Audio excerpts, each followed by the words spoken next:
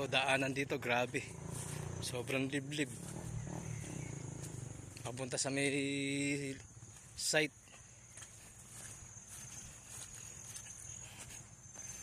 Pero pagdating naman sa site, okay na, maganda naman yung view niya.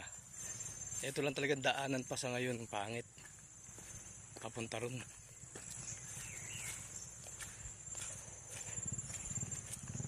Pero masarap rito, mukhang malamig-lamig dito sa gabi.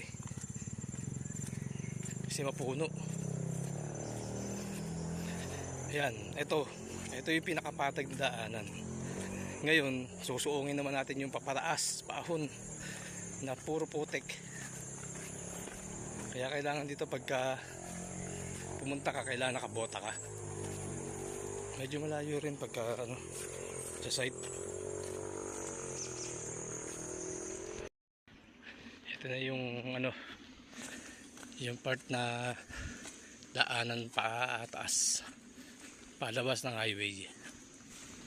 Kasi pauwi na rin ako dahil tumila ng konti yung ulan, kaya ito na, uwi na ako. Pakabutan pa ng bagyo, mahirap na, baka hindi ako makauwi, masyado maputik yung dadaanan.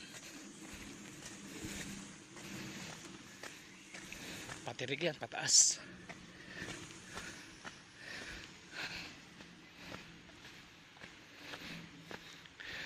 Itong paahon na to, halos kalahati pa lang to sa papunta sa location ng gagawaan ng project.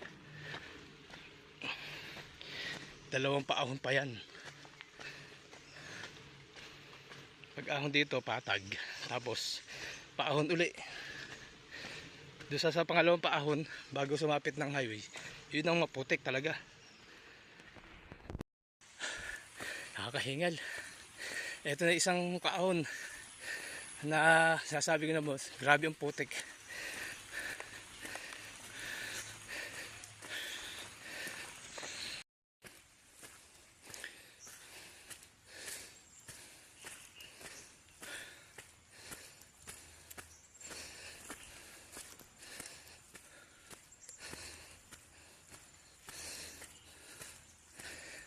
Grabe, para ako nag-hiking. Pa-off na yan.